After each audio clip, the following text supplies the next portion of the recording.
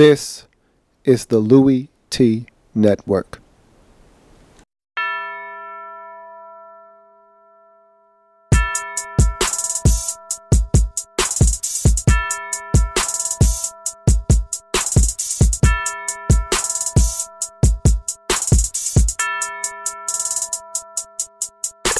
See, first come the preseason, and I don't take a day off. And then my team was 6-10, and we ain't smell a playoffs. Yeah, I seen the Super Bowl, but I heard they just play balls. A lot of teams had injuries. Sam Bradford had to take off.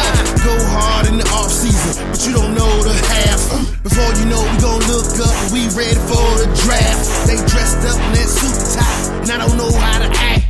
They waiting, so patient, so they can put on that hat. Who else could it be?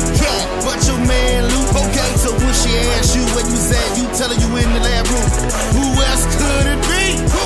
But your man Luke. Okay, so when she asks where you was at, you can tell her you was in the lab room. Yeah.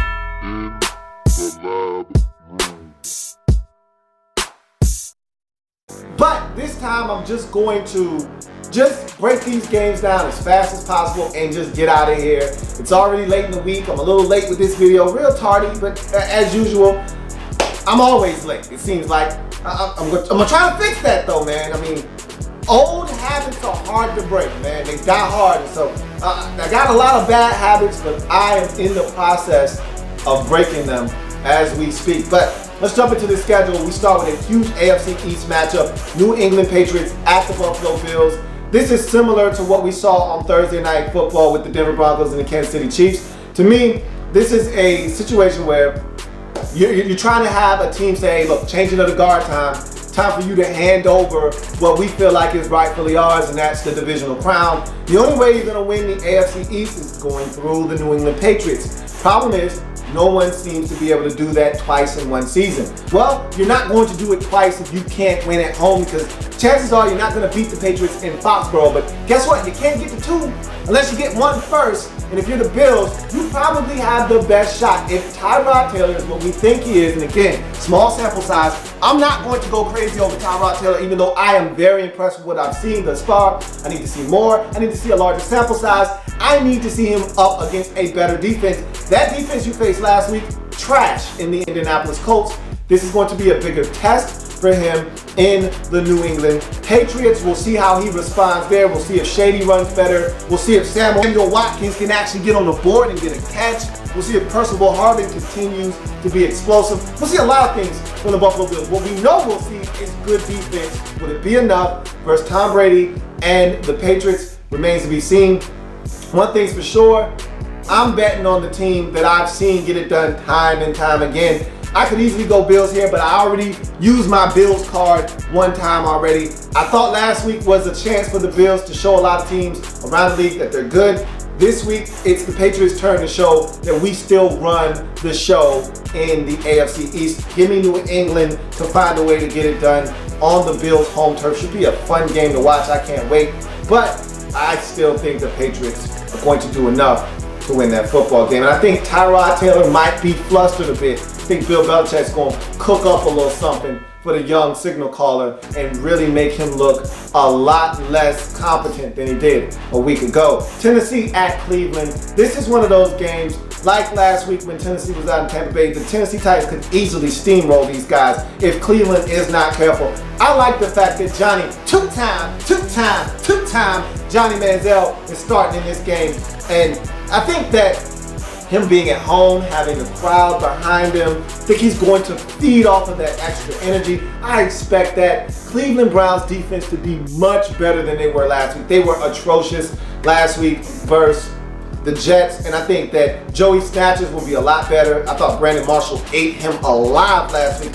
Don't expect Joey Snatchers to allow that to happen again. I expect the Browns to get more pressure on the quarterback. I expect them to be more prepared for Marcus Mariota and that read option attack than the Buccaneers were. I think the Browns are at home. I think the Titans are smelling themselves, taking the Browns to get their first win of the season at home versus the Tennessee Titans. Give me the Cleveland Browns. So you move on to the next matchup, the Texans at the Panthers.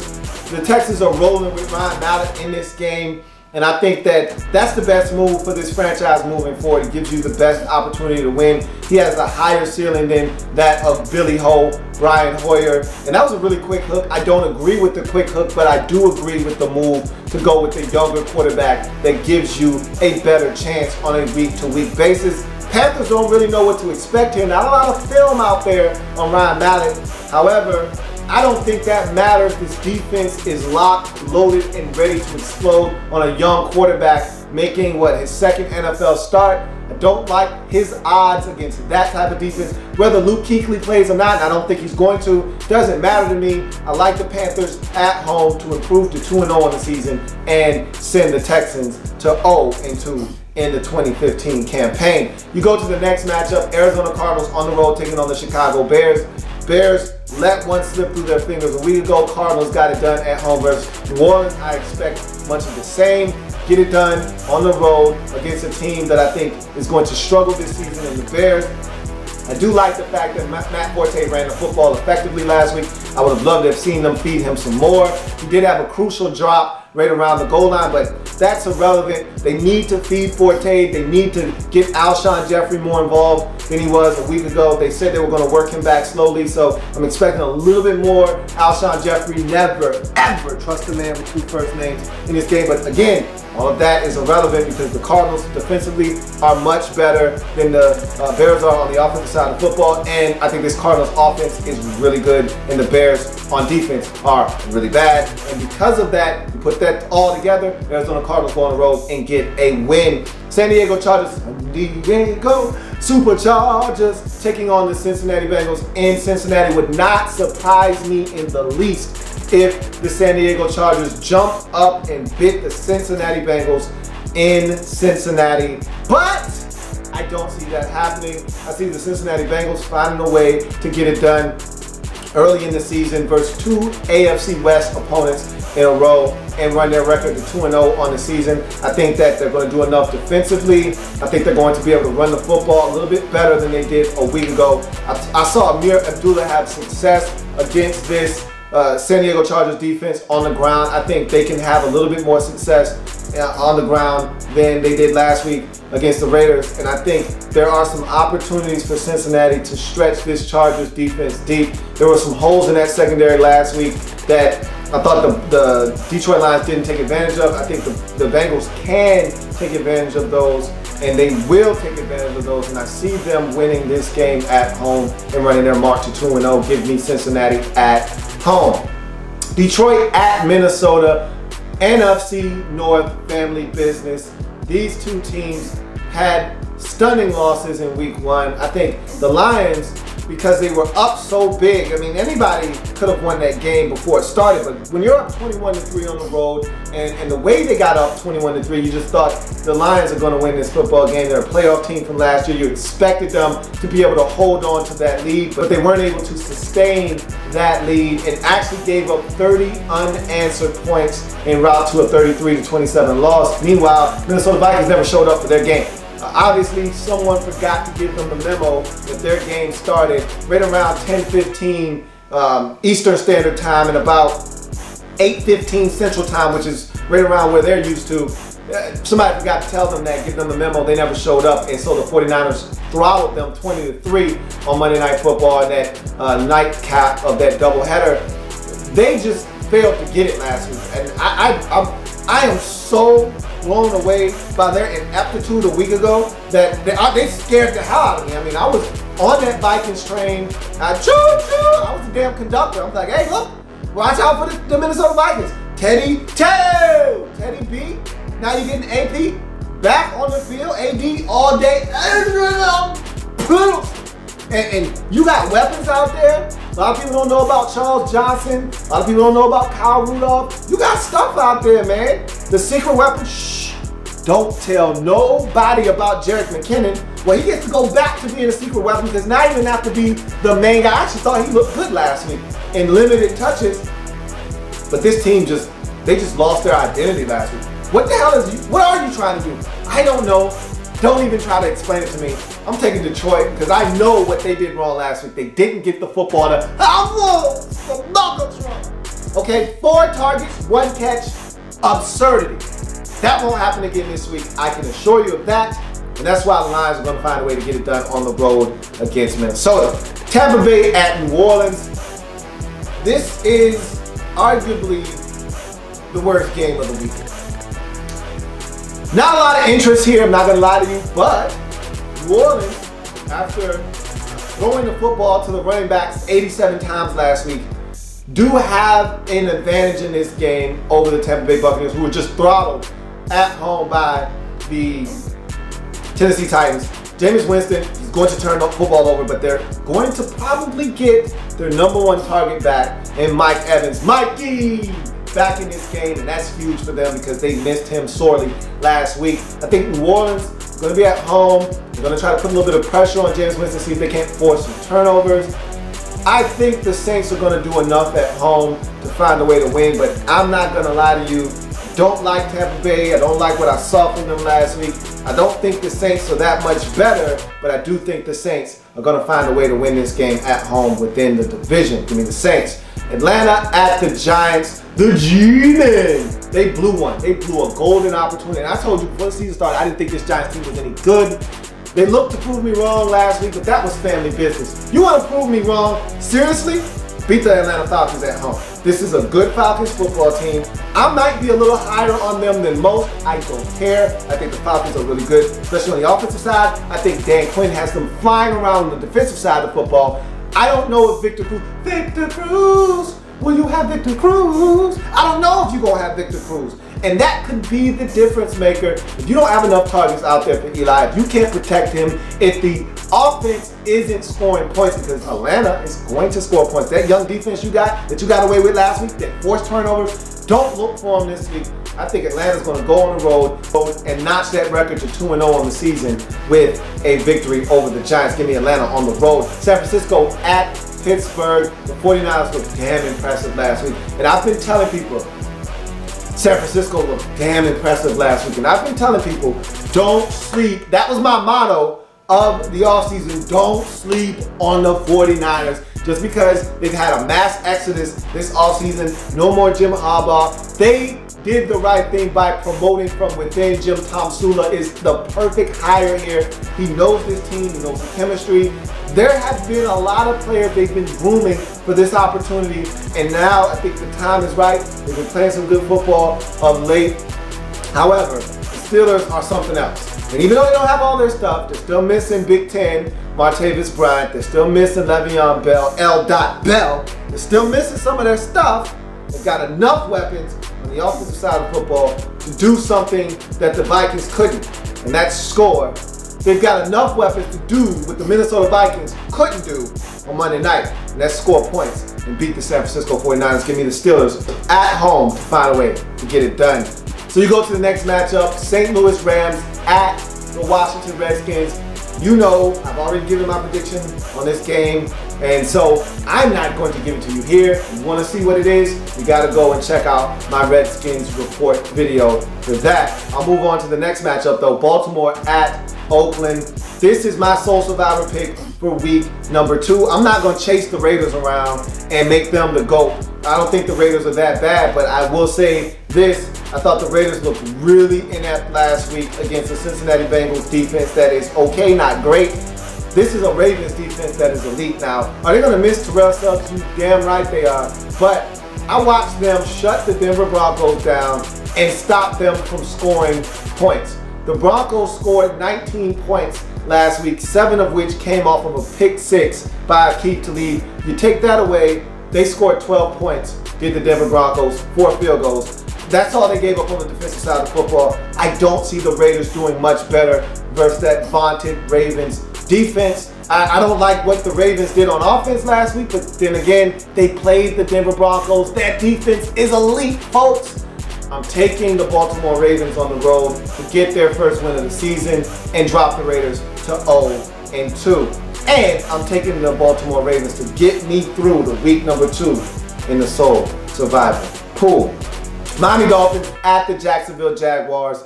Dolphins were not sharp last week versus the Redskins. Barely escaped with the W. Meanwhile, the Jacksonville Jaguars weren't sharp either. Lost 20-9 at home to the Carolina Panthers. the Jacksonville Jaguars seem to be making a lot of the same mistakes that crippled them a season ago. Turnovers, mistakes, missed opportunities. These are all signs of the team still trying to find themselves. Guys are injured, they don't have all their weapons. This is a team that can ill afford to put all of their guys on the field. And so, I'm just gonna look at the Dolphins and say, you wanna win your division? You wanna be a playoff team? You cannot, I repeat, cannot lose to Jacksonville under any circumstance. Home, away, London, I don't give a damn where the game is, you can't lose to Jacksonville. And so, because of that, give me the Dolphins on the road. NFC East family business. Philadelphia Eagles at home hosting the Dallas Cowboys. Cowboys are going to have to weather the storm that is no Dez Bryant. He's going to be out for a number of weeks, indefinitely right now. They're going to have to find a way to win ball games, and ones like this one on the road going to be extremely tough. This is an Eagles team that should be upset at themselves. They let a game slip right through their fingers that they had on the road versus the Atlanta Falcons. They're going home for the first time this season. That's an explosive offense. Dallas defense is not that good. You couple that with the fact that they are lacking their most explosive weapon, and it could be a perfect storm for the Eagles to take care of business at home. That's what I'm banking on. Eagles finding a way to get it done defensively. Eagles finding a way to get it done offensively. Eagles finding a way to beat the Dallas Cowboys in week number 2 and get their first win of the season. Seattle Seahawks at the Green Bay Packers. Go, Pack, go! Go, Pack, go! And that's exactly what I'm thinking is going to happen. Go, Pack, go! It's going to happen in this game. I don't trust this Seattle Seahawks defense without Cam Chancellor. I don't see them containing Aaron Rodgers. They couldn't do it in the playoffs last year. I think Eddie Lacy is going to be able to do a little something. I don't expect him to explode on these guys, but I do expect him to be able to control the pace and tempo, keep the Packers in a manageable down and distance, allow Aaron Rodgers to maybe stick it in his belly, pull it out, and go down the field. If Deion Bailey's on the field, there's somewhere you can exploit right there. So I like the Packers in this football game, despite them having their own struggles stopping the run. No more Sam Barrington. That's a problem. Brian Bulaga gone for the next 6 to 8 weeks. He had surgery. I don't really like those situations for the Packers, but then again, they've got A-Rod. A-Rod makes everything better. I'm taking the Packers at home to find a way to get it done versus the Seattle Seahawks and drop the Hawks to 0-2 on the season. And finally, we got Monday Night Football, New York Jets at the Indianapolis Colts. Colts looked pathetic last week, and they've got some upper management issues. They've got guys that don't quite believe in Chuck Pagano's ability to get it done as a head coach. That could be a very toxic situation. That could really hurt them, but I'm banking on them finding a way to weather the storm. T.Y. Hilton looks like he's going to play. He practiced. I think he'll be all right. I think they'll be all right as an offense, as a team. The Jets, don't let last week fool you. That was against the Browns. They were able to get it done. I don't think Antonio Cromartie is going to play. I think that they're not going to be able to score as many points on the road. I don't expect this Jets team to go in and light it up and score 31 again like they did last week. I think the Colts find a way to get it done at home on Monday Night Football and right the ship in the process and get to 1-1 on the season. Give me the Indianapolis Colts. And I was really close to making this my sole survivor pick, but look, 2 years ago, and you call me crazy for going back and having that revisionist history, but 2 years ago, same spot, I took the Atlanta Falcons to beat the Jets at home nonetheless, and Geno Smith went out and had probably one of his best games of his career and beat the Falcons and knocked me out of the sole survivor pool. I can't do that again. I cannot do it again. I'm going with the Colts, but I'm not making them my survivor pick. And so those are my picks for week number 2 in the National Football League. Looking for 13-3. I'll settle for 12-4. I'll be disappointed with anything less. Anything less will be uncivilized. I've gotten off to a great start. Everybody else is picking Kansas City. I took Denver, so I'm off to a 1-0 start while everybody else is lagging behind at 0-1. Feels good to be in the driver's seat. Now I just gotta make sure I don't relinquish my position. That's going to do it for me here in the lab room. I thank you for joining me. If that was in the National Football League, whether big or small, we covered all here in the lab room. Come back and join me as I continue to break down anything. And now, National Football League. See you next week. Enjoy the games.